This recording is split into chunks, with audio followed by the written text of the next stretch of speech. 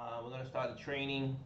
As you guys log in, we have Inez, we have Rudis in the house. My name is Rocky Torres. We're going to have a training today. Let me ask you a question, and I just talk to you guys. Good morning. Good morning. How you doing? Have you ever found yourself, and I started this already, you have something that you have to do. You have something that you have to do, and here we put an X on it, something you got to do, and just make it even wider. And X will mean something you have to do. And then you didn't do it, right? You didn't do it. And although there are some reasons that you give yourself, but deep inside you know you don't know why you don't do it. It's like, why don't I do this? That's just the bottom line. Why don't I do this? And that's what we want to delve into today, you know, because training is important, and right now you're training, right? So what I'm saying is there an element that's missing so that the training could come in. Let me explain to you something. All right, as a paramedic, I understood something, okay? And that is diabetes, and we spoke about this last time. And I tell you, and most of you guys know this, okay? I have Inez here. So here's a cell, right? And the cell has a membrane, right? The cell has a membrane. Now, what happens is that there are sugar molecules, okay? There are sugar molecules that can be outside the cell, okay? Outside the cell. And there can be a lot of sugar molecules. And these sugar molecules want to get it inside the cell, all right? But without something called insulin, okay, they don't go in. So insulin is sort of like the doorway, is the element that's necessary for the process to be complete.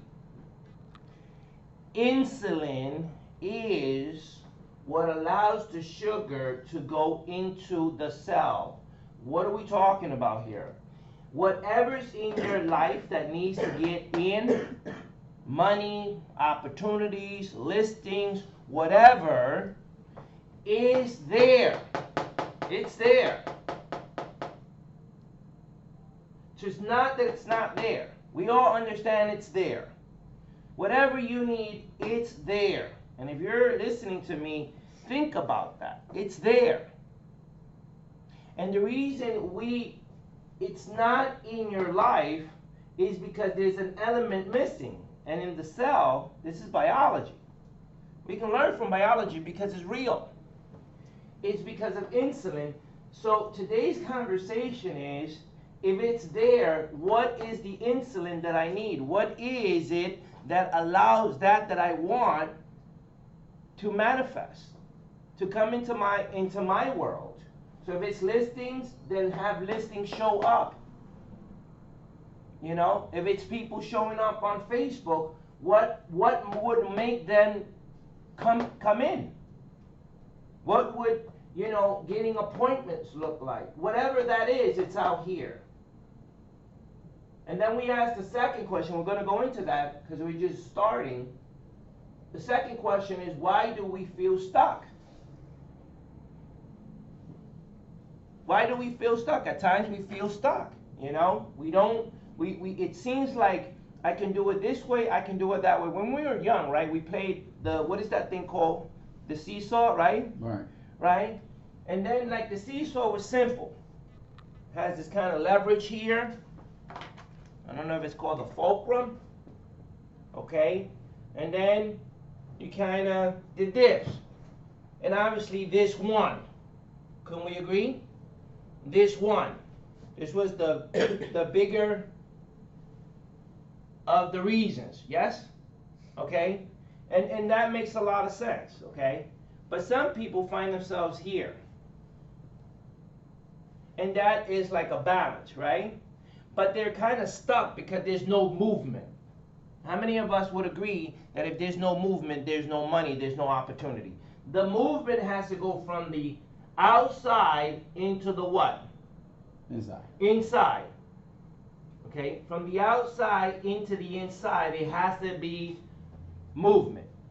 Okay, there has to be movement. But if you're feeling stuck, or you know you have to do this, but you didn't do it, you're here. Does that make sense? You're kind of like here.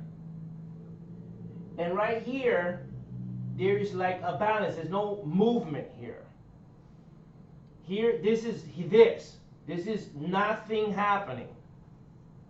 This is what we call the status quo. Same old, same old. You hear people saying that. What's new? Nothing new. Same as, different day.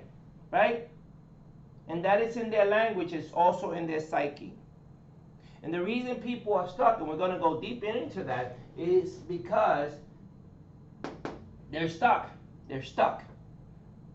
It's not a lack of information. All this information is just a lot of sugar. There's certain people that are going to listen to this.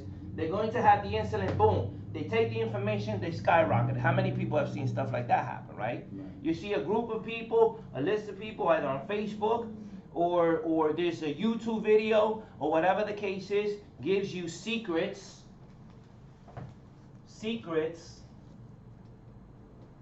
Some people take it and they run with it. And some people, what do, Inez, with those secrets?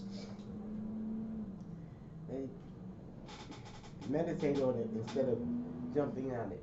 Yeah, they don't do anything. That 5-second things. If that secret comes to you, right, you have to jump on it. It never went what? Inside. It never went inside. Mm-hmm. It was never applied. And then they ask themselves, why didn't I what? Do it. And the fact is, they're not sure. They're not sure. They're not sure. So how many of you want to know that? Maybe get into a conversation so we can get some flow. Everybody say flow? Flow. We got to get some flow. We got to get some what? Movement. We got to get flow. We got to get movement. Because without flow, you freaking die. As a paramedic, we understood that. A person's heart starts to beat. It stops the circulation. It stops the what? The flow. Yeah, it starts the movement. And when the movement stops, you're dead. You understand? You're done. So there has to be flow. There has to be movement. Here's what you got to do. You didn't do it. You have very little flow. And I ask you why, and you go, I don't know. And you know what? I didn't know either. So we are at Global Vision, okay? Global Vision. What is vision? What does that mean? What is vision? Insight of vision is something that you see that's going to develop, and it's going to happen because you see it. You can see it plain as day. You have to work towards it or get unstuck to manifest that vision. Right. It's bigger than, your issues of today. Right. Your vision goes past that. Right. Good. Excellent. Very good. I love it. Something you're going to see. And you get unstuck. I think you even said it. Mm-hmm. See, without a vision, people perish. Right? Without a vision, people perish. And the question is, why? I wonder if the animals have a vision. Do they have visions? I don't think they do. And the reason they don't is because everybody go like this. They don't have this. Go like this. They don't have a frontal cortex. Okay, so we're going to get a little biological, neurological on you. Follow along. It's not hard stuff. They can't plan. If there's any planning, like the squirrel getting the nuts, okay, that looks like planning, doesn't it? They're just doing it instinctual. They don't plan sort of consciously. Do we understand? They don't have a neocortex. They don't have a frontal cortex. They don't do it. They just do it out of instinct. the only animal that can actually plan ahead and have vision, the only animals that have that blessing is us. And I say it's a blessing, but it's also a curse, because you can plan the good and you can also plan the what? The bad. You can also plan evil. There's good and bad at the same time. So the question is, what type of vision do we have? But maybe that's not even part of this seminar right now. But that's what we're going to be talking about. Does that make sense, Inez? Yes. Yeah. So the vision actually is why Global starts to attract people. Because if you're stuck and you don't know why, there may be a possibility that there's a lack of what? Vision. Vision. There's a lack of vision. See? Because what you do know, and what you do, and when you keep doing, and what you don't need motivation to do, is the stuff or the things that you do that you don't want to do. I'm gonna say that again. The things you keep doing, right? You don't need no motivation for that, do you? Are those things that you know you shouldn't be doing. Nobody motivates you and you keep doing it. True. Right? And that's because that you do resides not in your vision. And Inez says, where does the vision exist, Inez? In the what? Outside of the reality. Right? Outside of reality. Mm-hmm. It lives, a vision always lives where? The future. It lives in the freaking future. That's where it lives. Okay? It lives in the future. A vision lives in the future. And a future will cause movement. A future that's bright will cause what, Inez? Movement. It will cause movement. It will cause flow. Impactful flow. Okay? It will cause flow.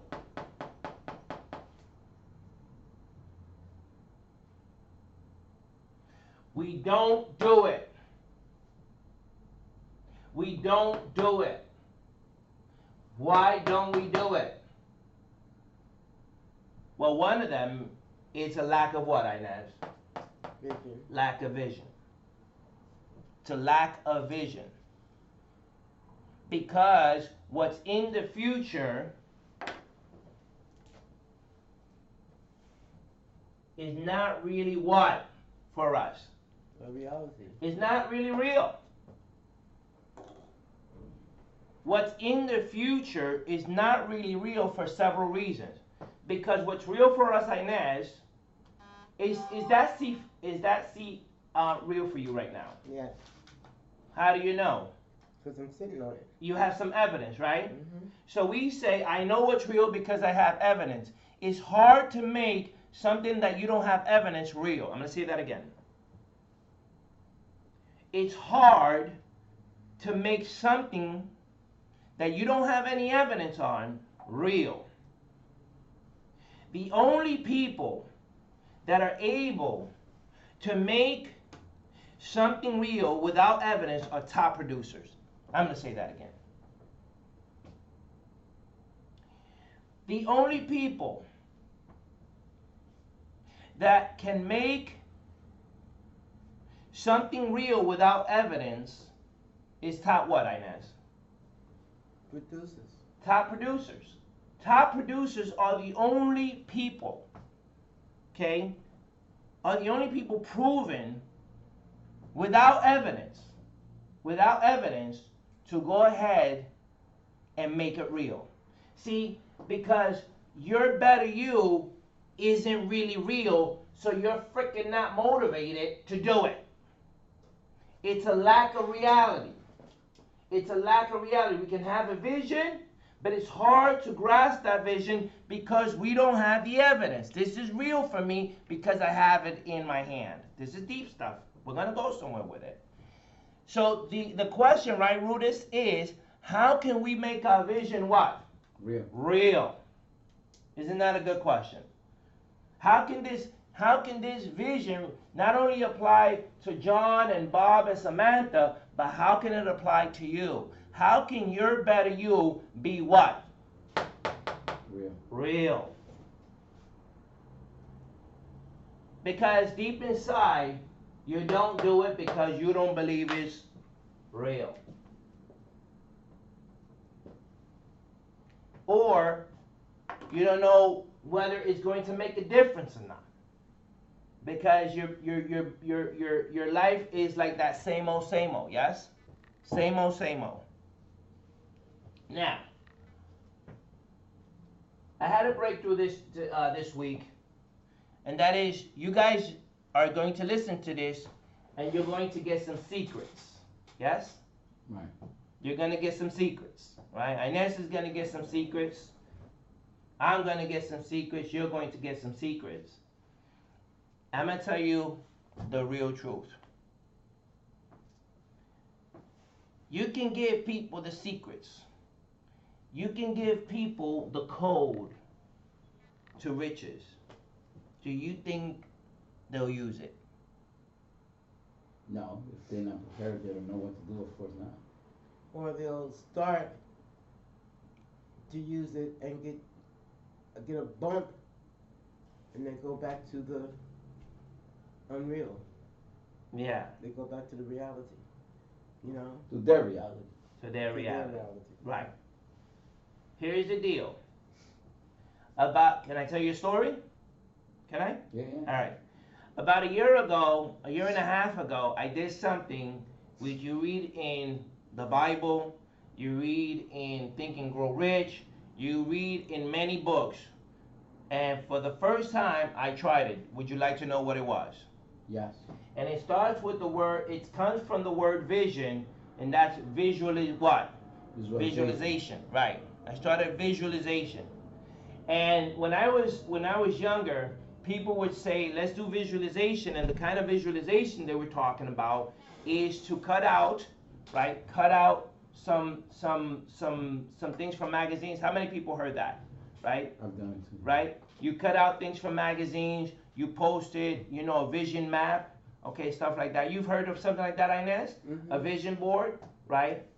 You do a vision board and you look at it. And I started doing it. And I did it on a Thursday. And I started downloading, pictures, and I did it more with technological advances. And what I did was I got these pictures. And some of the pictures were vacation pictures, and some was the kind of body I wanted and this and that. And certain ones stuck out, the kind of car I wanted. And also, I wanted to get I wanted to be somewhere in the tropics, in front of the sea, having a drink, I had these images downloaded and I would see them. And I did this on a Thursday. Now on a Sunday, a couple of days later, on a Sunday, my mother calls me, she says, hey, listen, your aunt is very sick in the Dominican Republic. I think you should go and visit her because, she may die. I had not been in the Dominican Republic in 9 years. And I took a plane. I bought, she tells me this on Sunday. On Monday, I bought the ticket. On Tuesday, I'm in the Dominican Republic. Life changed so quickly. I happen to remember that a friend of mine was in the Dominican Republic who asked me, was I going to the Dominican Republic 2 weeks before? And I told her no, because I had not been in the Dominican Republic 9 years. I'm going somewhere with this. So on Tuesday, I'm in the Dominican Republic. I see my aunt.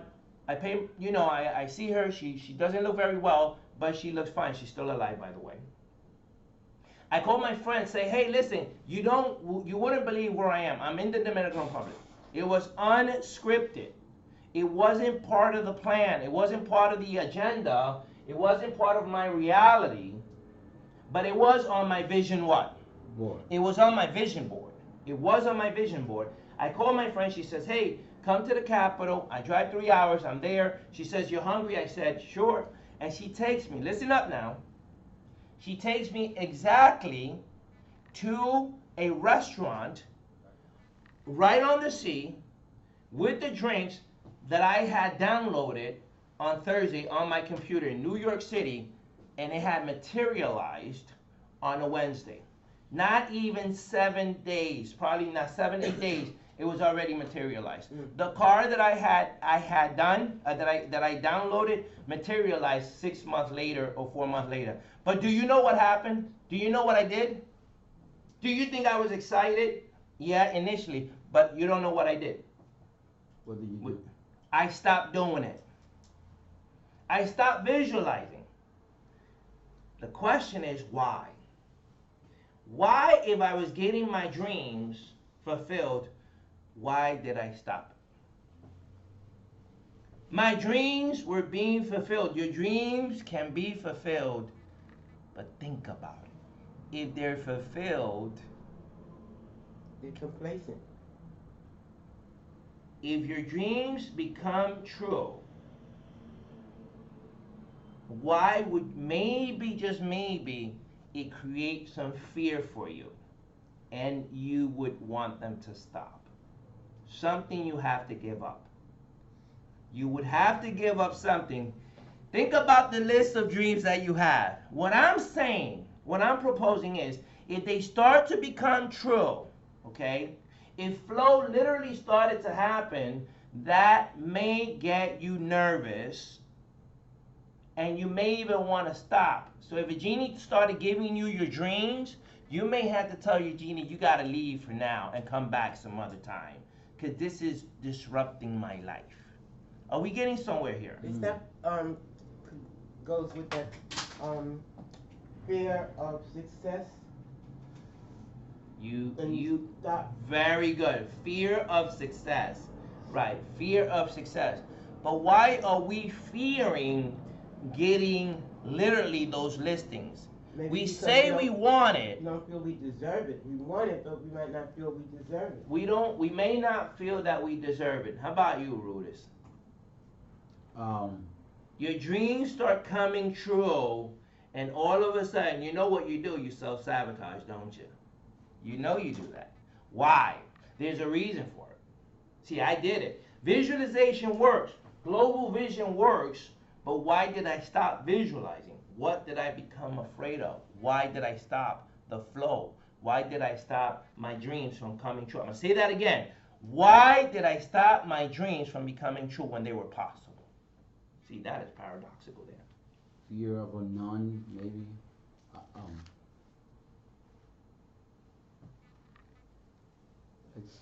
It's a pretty deep question, by the way. What are some of your dreams? Give me some of your dreams, man.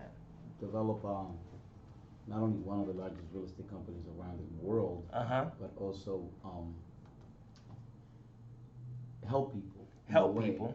by building a story that it doesn't matter where you are right now, that you can go to the next level in your life, and whatever that means. I'm not only saying that for success as far as financial. I mean anywhere in your life, you can always be better. So one of my dreams is develop a story and do what I have to do to allow people to see the reality through me if it's possible. Right. Right. So that's one of my dreams, definitely. I guess it's more like a motivational, an inspirational coach. And you want offices, right? You and I have spoken. Definitely. You know, you want to open offices, right?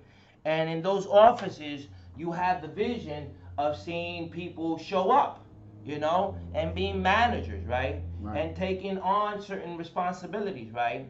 And I am proposing, maybe, just maybe, that if these things started to come true, let's say a genie, you know, starts to give you this, what I am proposing is that at one point or another, you're going to tell the genie to slow down. As a matter of fact, come back. I'm going to call you when you should come back. I am proposing, my friend, this is freaking deep stuff, man. This is, I hope you're kind of like, let this in. You know, let this into the self. What I'm saying is that one of the first obstructionists to your dreams is you. It's you. You are afraid that your dreams may come true. There's a hypnotist named Marshall Silvers, and he says something that got me pretty angry about 14 years ago. He says, your customers are afraid, some of your customers are afraid that you may be able to get them what they want. I'm like, what kind of statement is that?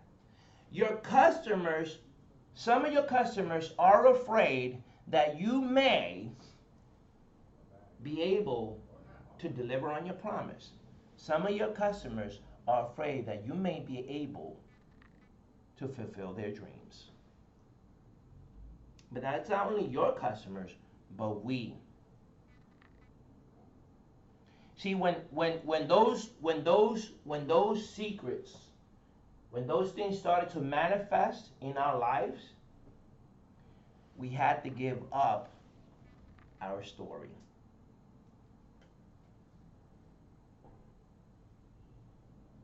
See, we're committed to what we know.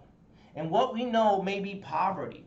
And we have this freaking great story on how we were, done over. And we have this rag story.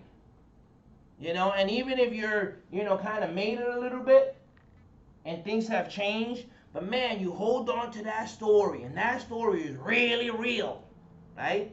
It's really real. Let me tell you about the times that I was with the gangs. Let me tell you about the times when things weren't well for us. Well, guess what? We haven't moved that far away from it because of the fact that it means something for us. Do you understand? Do you understand?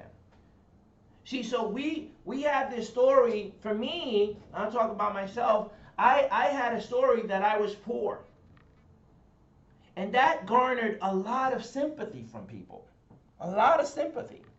And I remember being in high school. I'm gonna tell you how it goes, right? Have this ever happened to you? I'm not sure if I'm the only one. Has this ever happened to you? I was like in 6th grade. I was playing basketball. I hurt my wrist. Remember? Look, I even remember this one, right? It popped out. I popped it back in. Major pain, right? And it was taken to the doctor. They wrapped it up. I was a shy kid. Were you shy? No. Were you shy?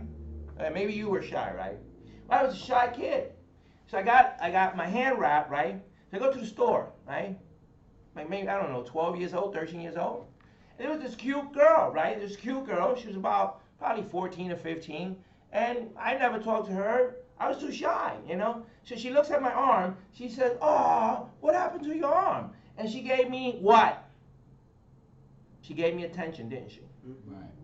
So be careful, because now I said if I needed attention, I need to what? Back my arm. I need to hurt myself. See, there's an association there, buddy. So guess what? About a year later, I had a foot injury. Maybe subconsciously, I was looking for that what? Attention. And I was creating an association that maybe these drama and these breakdowns were actually good. You see how warped that is? Can you see how warped that is? Right. That action is actually good. That's insanity. And how insane are we at times? And I was 12 years old. See, this insanity was already starting.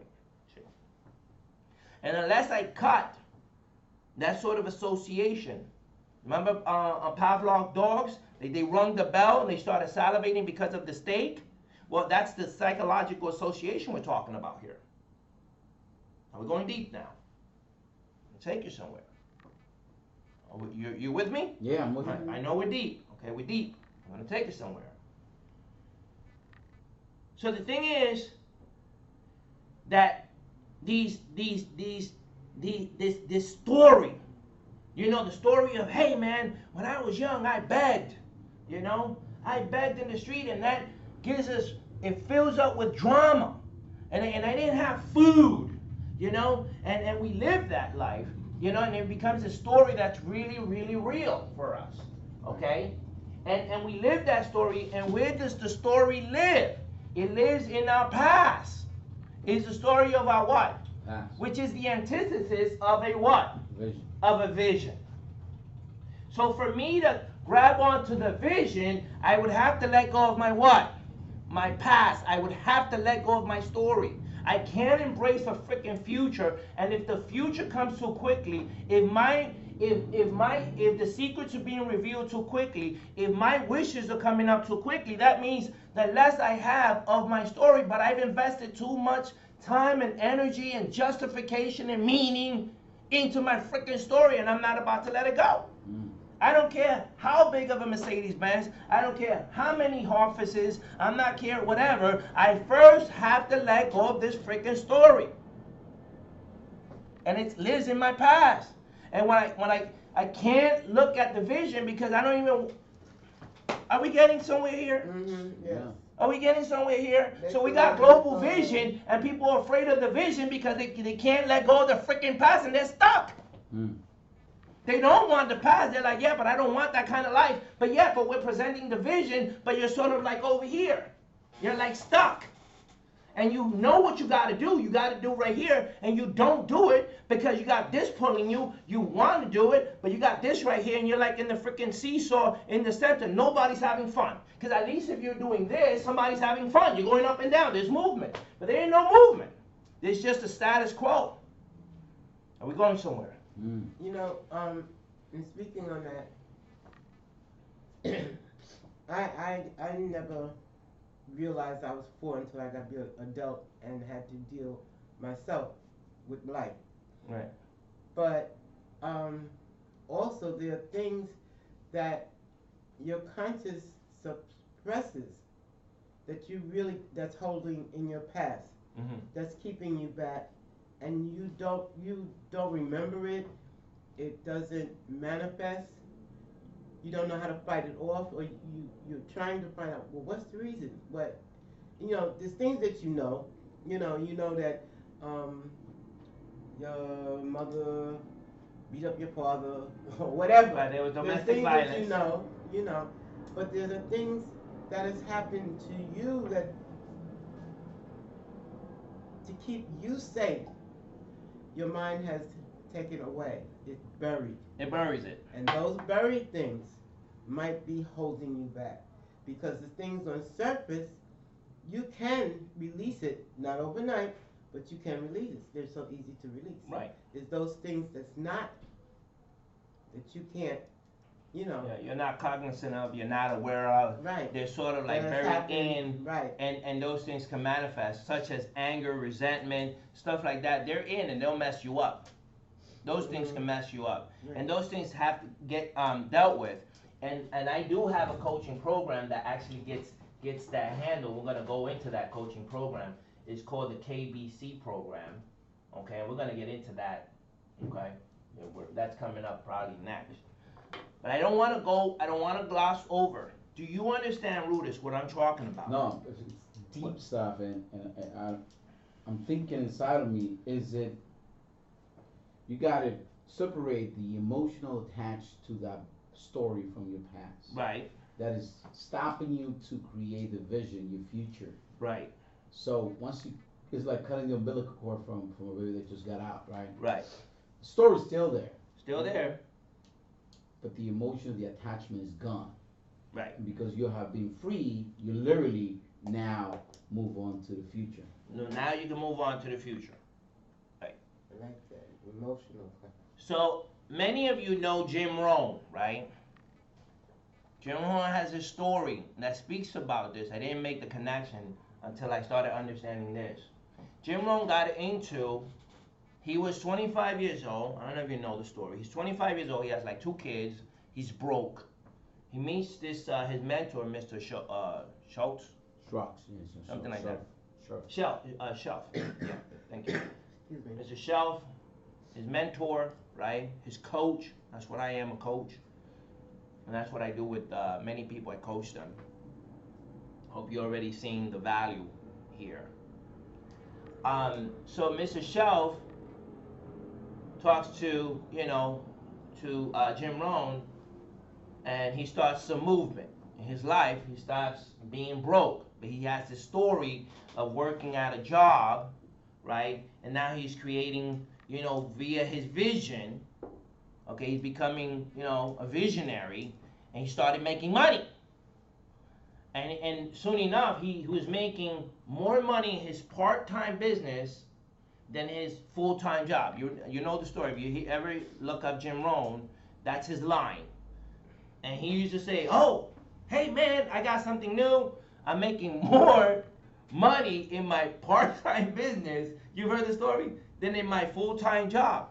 And he said something very powerful that actually is relatable to what we're saying. He said, "You know what? I was making so much money, okay, in my business that Mr. Shaw, I just had to let go of the story because he wanted to keep telling the story of I make more money on my part-time than my full-time business. But if he left the full-time job, he couldn't keep telling the story. You understand what I'm saying? So he really was getting juiced up with this freaking story that was holding him back. Probably, he could have made it much faster, but he got so much out of the freaking story of poverty, of struggle and BS that people won't give it. See, what I'm saying is, look, man, you're struggling, but you ain't about to give up that struggle because you're connected to it. You love it. You love it. You got something to talk about. You can share your struggle with other people, and you get into a committee of strugglers. Let me tell you what happened to me. And then we share the struggles and stuff like that, and who has the bigger struggle story, who has the bigger poverty story, who has the biggest gang story.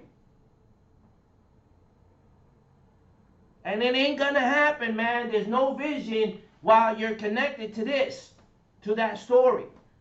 And that story, half of it is bullshit. It is. You embellished it. How do I know? Read Subliminal by this psychologist.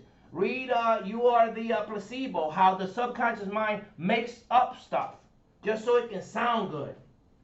Yeah, man, I was in the gang, or whatever it's that. And then you find out it ain't all that real. You were in a gang. You were hungry. But you guys had food stamps. You know what I mean? Come on. It was bad. I'm not minimizing. But it wasn't that bad. You know what I mean? It wasn't like Haiti bad. You know what I'm saying? It wasn't like Ethiopia bad. You understand what I'm saying? Like, it just sounds good, man. Give it up, man. Come on. So, why am I saying that? Because I prided myself of telling people that I begged in the Dominican Republic. I was young. I begged. I was a beggar. Right? And I believed it. That's the bad part. I believed it. Did I beg? Yes, I did. I did. I had some reality. Did I beg? Yes. And my parents weren't there. My parents migrated to the United States. I was an orphan. Yeah, I was an orphan. Now, I was an orphan begging. Right? Now you're laughing, right? But I was serious, man. When I used to tell this story, I was an orphan begging. I didn't have my parents. Right? My parents weren't there. Everybody had their parents, but I didn't have my parents. Right? For 7 freaking years, I had no parents. Right? I only had my aunt. Oh, but they used to beat me. Oh, they beat me severely. You know, forget about what is that lady, the Sleeping Beauty or whatever. What is it, Cinderella? The bad step parents or whatever. Right. No, she didn't have nothing on me, man. You know, and then all this stuff and my life being a total mess. And then I started to really think. And I said, well, who were we? And how many times did I beg? The reason I begged, if I remember correctly, was because I wanted candy. And my parent and my aunt wasn't going to give me money for candy. But it wasn't because of a lack of money. Now, you may say, well, that wasn't my case. We did have a lack of money. I got you. What I'm saying, at least for me personally, I embellished the story. Yeah, I begged for one day, but it wasn't because I needed a bag. Come on. See, I had bought into my old BS. Okay? There was food in my house. Okay? There was food in my... Yes, my parents weren't around, but they were doing it because they wanted, a better life. Okay? And I remember that even though we weren't the richest family, but we weren't poor. Because in those days, most people had homes made out of wood. My aunt had a house made out of what? Brick. Brick. all of a sudden, I kind of forgot those details. You know why? Because they did not go with my what? Story. Exactly. See, I'm gonna forget those details. They're unimportant, right? Are they? I don't want those details because then I wouldn't be that poor. My story of begging doesn't have the kind of punch, you know? Come on. Anthony Robbins. I like Anthony Robbins, right? His famous story, right? He's what? Living in what? Living the dream. No, he's living in an apartment 400 square feet, right? I'm talking about this room. Right? And then he washes his dishes where? In the bathroom. Come on, Anthony. See what I'm saying? Come on. He embellished. How? Because it sells. It's a great story. You understand what I'm saying? Am I saying that he's lying? I'm not saying that he's lying. I'm saying that he what? Embellished. Okay?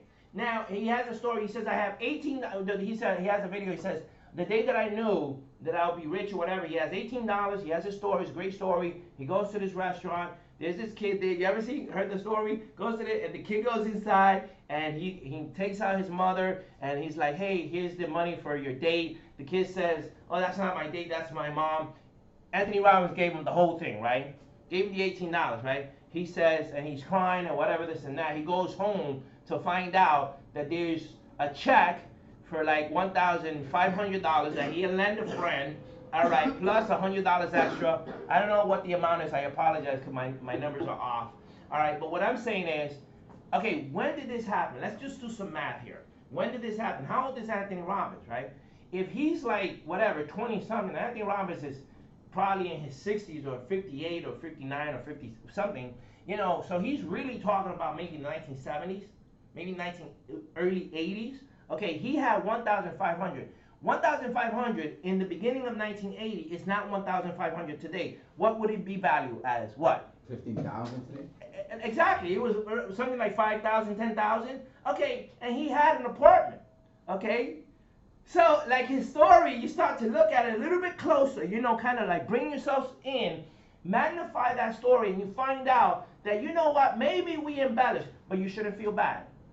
You shouldn't feel bad. Because if you read the books, Subliminal, You Are the Placebo, The Power of Habits, okay, you find out that one thing the brain does, it embellishes, it makes stuff up. So that story, that sadness story, yes, it happened. I don't want to disrespect that it didn't happen.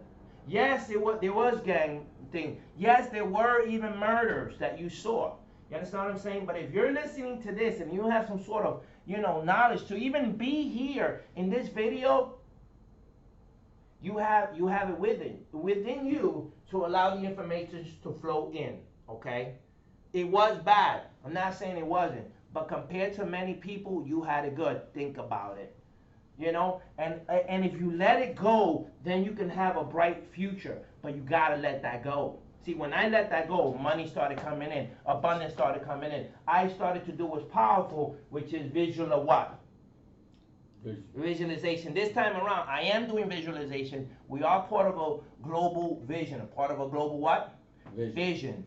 But you can present people with vision day in and day out, but that may cause what? Fear. That's what I'm saying. A vision can cause fear in people because they know very well that to embrace the fear, they have to let go of the what? Story. They have to let go of the story of the past. This is making sense to anybody here. Yeah. Okay. So, let's talk about KBC. Okay, this is the coaching program, okay, you get access to. If you're interested, make sure you reach out to Global Vision, okay? You have our number? You want to give out our number? Yeah, give your number. Yeah. My number is 917-882-4976, 917-882-4976. And are we live on Facebook? No, it's going on YouTube. Oh, okay, YouTube. All right, great. So again, my name is Rocky Torres, 917-882-4976, and you can put my number. All right, so the program is called, something I created, KBC, okay? And this is going to explain a lot as we wrap it up, in the next 15, 20 minutes. K is for knowledge, right? K is for knowledge. K is for knowledge. B is for breakthrough. And C, that's the powerhouse. That is the powerhouse. This is what most coaching programs, this is what a lot of people don't do. This is what this whole conversation is about, C. And C is for clearing. Clearing.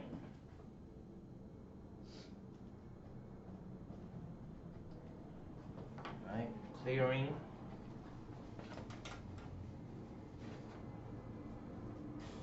Breakthrough.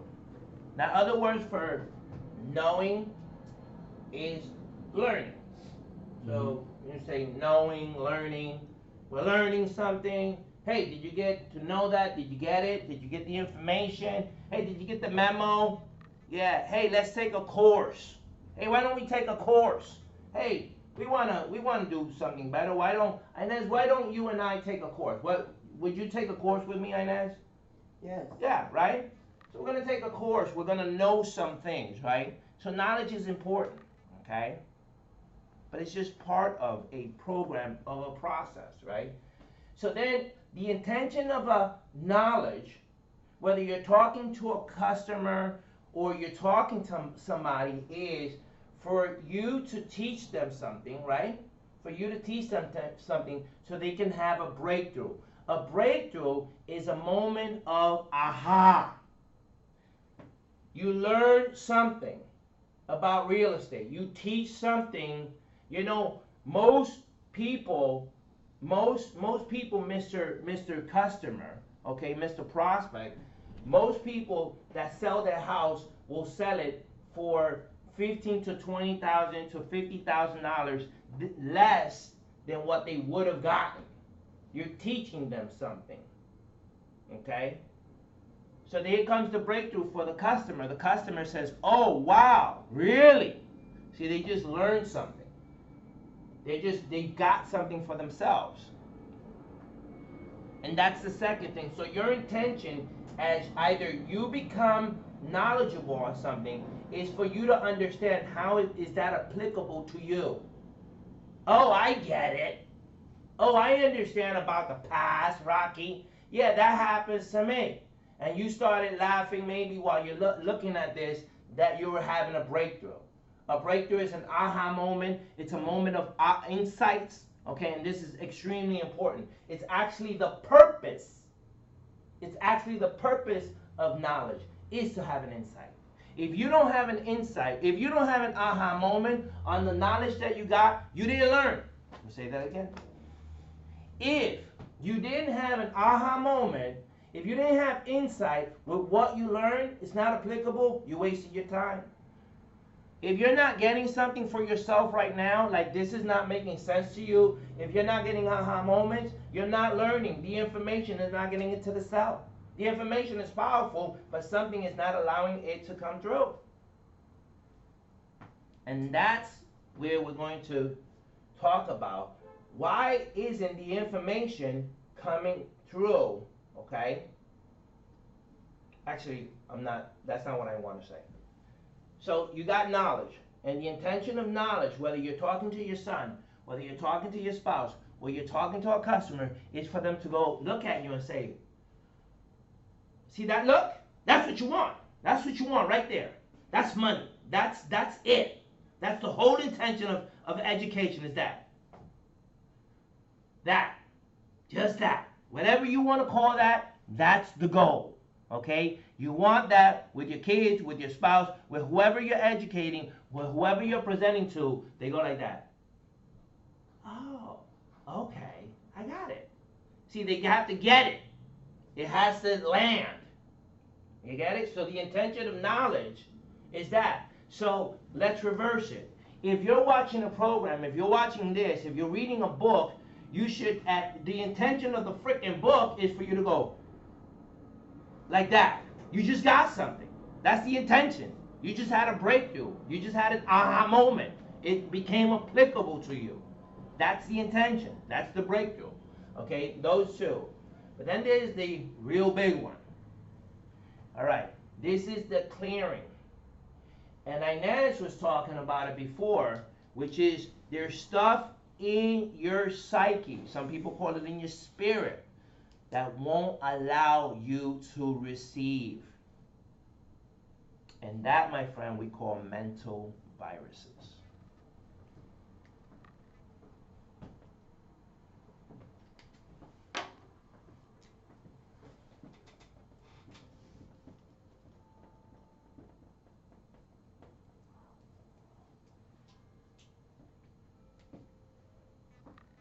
The person knows. Oh, yeah, I'm taking a course. In the course, they go, oh, I get it. I do that. I do that all the time. Yeah. There's something I have to do, and I didn't do it. Yeah, that's me. Yeah, I get it. Oh, wow. You're here. You're not done. You just had a breakthrough. But here's the following question. Are you going to do it just because you know it? Or is that more of the same BS? See, a lot of people do this. They never get to hear. They think that KB is the only, that's it. But top producers, people that actually get powerful,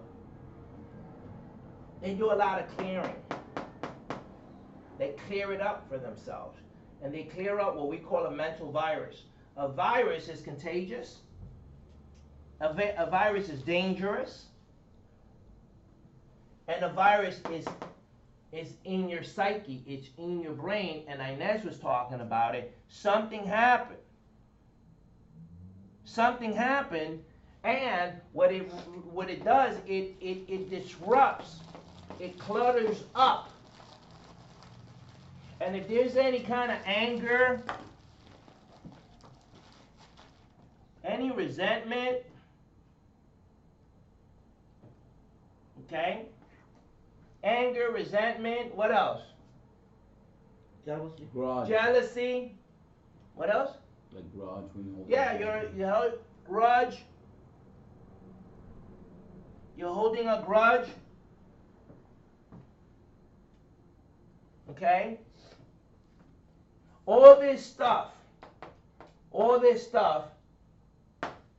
makes this weak. If you get knowledge, it's good. Okay? It's good. If you have a breakthrough, it's phenomenal. But for you to be fantastic, for it to be complete, for you to take your game like wherever, you gotta clear it up. You gotta clear it up. How do you clear it up? You gotta close your eyes. Not now. You gotta close your eyes. See, this is where religion understood it. See, religion got it a long time ago. Long time ago. Not a religious person. But I'm not gonna throw the baby with the bathwater, you see. Just because I don't go to church. But see, religion had it right a long time ago. And I hate to say it, you know? But see, they understood. You close your eyes. You humble yourself. You go into a meditative state. You have to. You have to go into a meditative state so that you can get access, okay, to these things and literally let them go.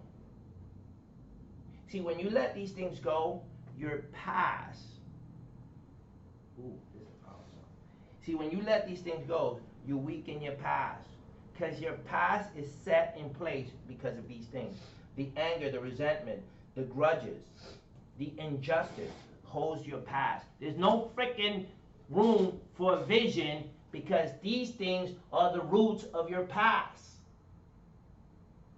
You can't get the Mercedes-Benz. You can't get the house. You can't get the all these offices and whatever this and that. Okay? Because unless you clear that up, unless you clear it up. See, because these things are like ball and chains. and you want to go into the future, but you're kind of stuck. Or is the word stuck? You're stuck. This is your stuck. This is where it is. So you can learn all there is, all this information, and you can have breakthroughs, which weakens it. But if you don't get to the root of the issue, of your issue with your mom, with your dad, with stuff and abandonment and abuse and all that stuff, which I'm going to tell you, I'm sorry, I don't want to minimize it, but there may be, just a little bit, there may be some embellishment there. Don't take my word for it. Read books. Read books and you'll find out, yes, it happened. Yes, it did happen. I'm just saying that there may be some embellishment. That's what I'm saying. Just think about it. Just look into it. I'm not saying it didn't happen. I don't want to minimize it. You were traumatized, whatever. What I'm saying is that trauma lives in the past, right with your story. And you can't have your trauma in your story and go to the future. It's an impossibility. That's what I'm saying. And with the coaching program, with Global Vision, what I'm saying is we gotta clear that up. How do we do it? You gotta be part of the coaching program. I'm not gonna tell you everything. Okay? You gotta be part of the coaching program. Okay? But that's one thing that religion has, and they have, in a way, mastered this. The only thing that many religious groups want is that for you to join them for the rest of your life. With the coaching program, you don't join for the rest of your life. You join, but stuff, so, religious people, religious institution, they want you to be part of that and to bring your family and bring everybody to be committed, So I may not want to pay that price. I want what they have, but I may not want to commit. You understand what I'm saying? I don't want to give up everything, give up my life the way I know it, just because I want some clearing. What if you got some clearing without all the, Well, that's what the coaching does. It allows you to those three things, and this is powerful stuff. Is the knowledge. Okay, we're gonna teach you things. We're gonna teach you about real estate. We're gonna teach you things that you need to know, how to be persuasive, and so on and so forth. And then you're gonna be like, oh, I get it. I've been talking too much. Oh, I get it. I've been telling the customer no.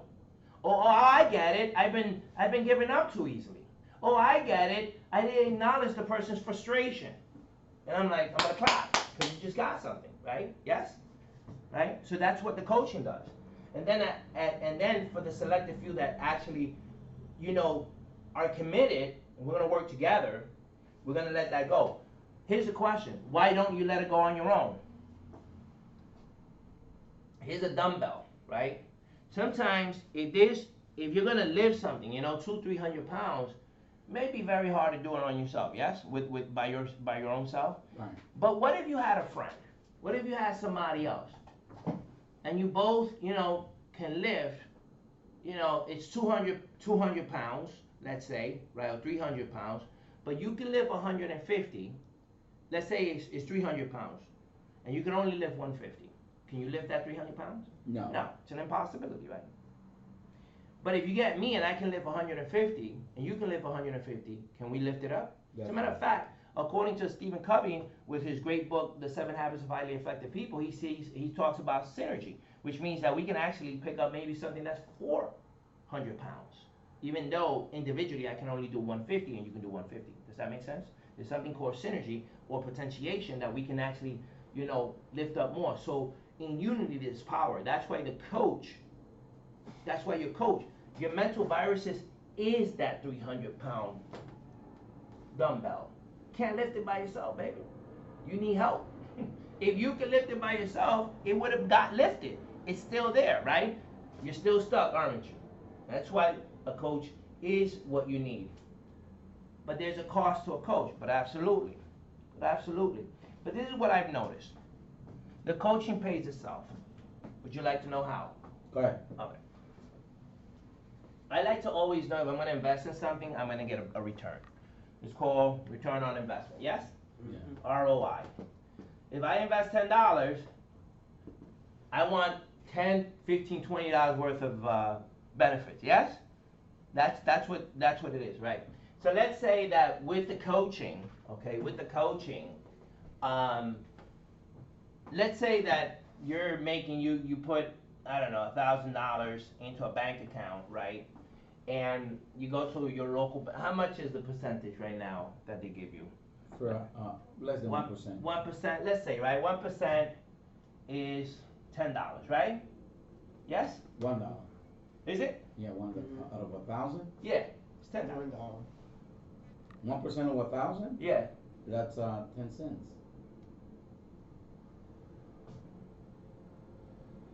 Well, 10%, right? Is $100. It's No? 100. Yeah, it's $100. Mhm. That's 10%. So 1% It's $1. is $10. Oh, $10. So I'm wrong. All right, no problem. So it's You're $10. right. Okay, no You're problem. right. That's cool. That's why we work together. I'm multiplying too much. Okay, very good. So You know, the bank So- don't give you enough interest. right, That's so all. it's $10, right? True. So I'm working by myself, let's say, or you're working by yourself. You get, you're doing it by your own, yes? You're making you're making some gains. Not saying you're not making gains. You're an able person. If you're listening to this, you have abilities, okay? You would have cut this off a long time ago if you weren't an able person, okay? So I do acknowledge you for that. So you take your $100, you put it, into the bank. You're getting some gains. Good. All right. But what if a coach teaches you how to do it and get 10% off of your money, right? Yes? Right. And now you make $100, yes? What if your coach tells you, okay, just give me 2%, right? Give me 2%, right? So instead of you making 100, you make 80. Are we in agreement? Yeah? Mhm. Right. Doing it on your own, you're making what? 10. But working it with a coach, you're making what? 80. Right, so you're making 70 more, yes? Right. Do you see that the coaching pays for itself? Can you see that? Is that a smart move? Is that something you can do all day long? All day long. It's something that should pay for itself. If a coaching program is not making you money, it's not giving you progress, obviously it doesn't give you the ROI. You have to be able to see the benefit for it to be real. Now, what a coaching program is, you're gonna get some movement of whatever you want into yourself, into your life. But the reason you don't have these movement into your life is because you have mental what? Viruses, all right? You may know what you do. I gotta do this. Oh, I see why I'm not doing it. Oh, I get it. I'm not doing it because I need to manage my time, but I got it. But how do I get it done? See, because when you were young, and this is through coaching, what we find out that most of your family had time issues. That's in your genes for the most part. In my genes? Yeah. Sort of like your genes are being affected. See, now we're going to go deep a little bit. Your genes are affected. They're turned on and turned off. They can be changed. It can be altered. But a gene has an off and off switch. And depending on what you do, what is your behavior like, you can turn on and turn off those genes. And if you learn, because of your family, to turn off the time management gene, or the gene that handles time management, okay, you're gonna have time management issues because you just got it through osmosis through your family. So with coaching, what we want to do is we want to turn on the gene that gets you back into time. We can do that, you see. Is that cool? See, this is powerful stuff, man. This is top notch global vision kind of coaching. This is not your ordinary here. There is a list of things you got to do. This is powerful stuff. We work, we transform your life. And this is what I got for you. Are you guys excited or what? Very excited. Yeah, very good. And then there's other stuff that you'll get to explore what you do. You will gain knowledge and breakthrough. You'll understand for yourself what kind of life you live. You get to see it for yourself so you can have some reality. You actually get to practice. Okay, you actually get to practice this until you get better, because they say practice makes you better. You will also gain your own knowledge. Okay, there's certain things I'm going to share with you, but then there's like this part right here. You're like, oh, I get it. And then you're going to add things that I never even said because it's more personal to you and you kind of open it for yourself. Okay, you're going to start to initiate things that you've never initiated before because now you have a vision that's pulling you forth. Okay, that's not based on your past, but it's actually something that you create, and you're the only person. The only animal that can do it is you're the only one that can create like that. You'll have the things that you need. You'll have the time that you need. Okay, so that procrastination and all that stuff you used to do, you'll have the money. Okay, finally. Okay, Now you could have. There was never a scarcity of it, but now you have it because you opened the doorway.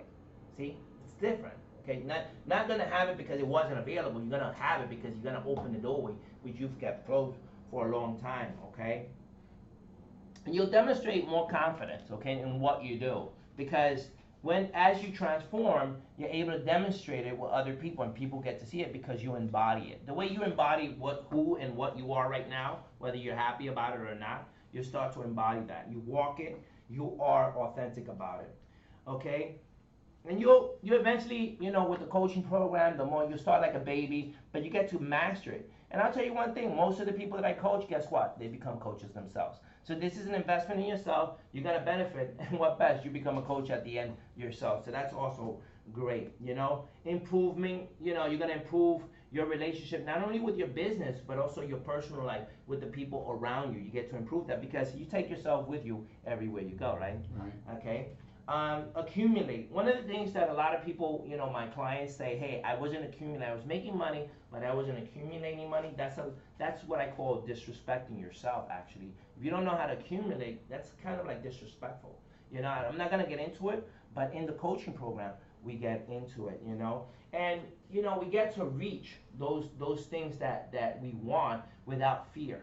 And I heard this today that when we have high levels of oxytocin, right, which is a hormone, okay, in our body, and women produce oxytocin more than men, for lactating and for when they're pregnant and so on and so forth.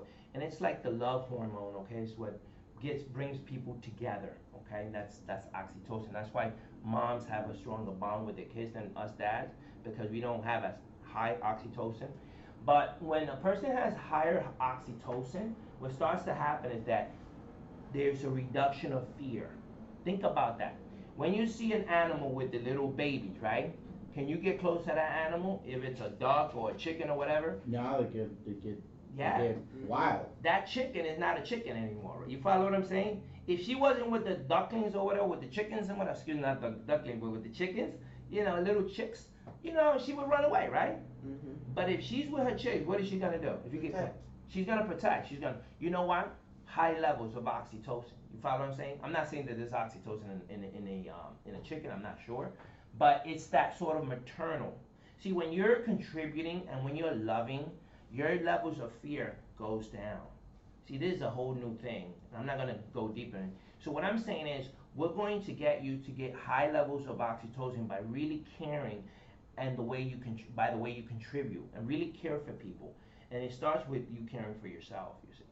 See, when you care for yourself, then you can care for others. You can't care for others if you don't care for yourself. Forget about that. So what we want to do is have you really, really care, which then reduces your level of fear. And think about that. If you had a drastic reduce of fear, what would you start doing? I mean, imagine that. Imagine it. It's just incredible stuff, man. It's very, very exciting. All right. And obviously, you start to eliminate these things. You can't, if you're gonna bring in the new, you gotta let go of the what? No. Yeah, you have to let go of the old. You're gonna get more control of your life. You are able, no doubt about it. You are able, but you're gonna become more able. Thank you so much for being present in this seminar, guys. Thank you.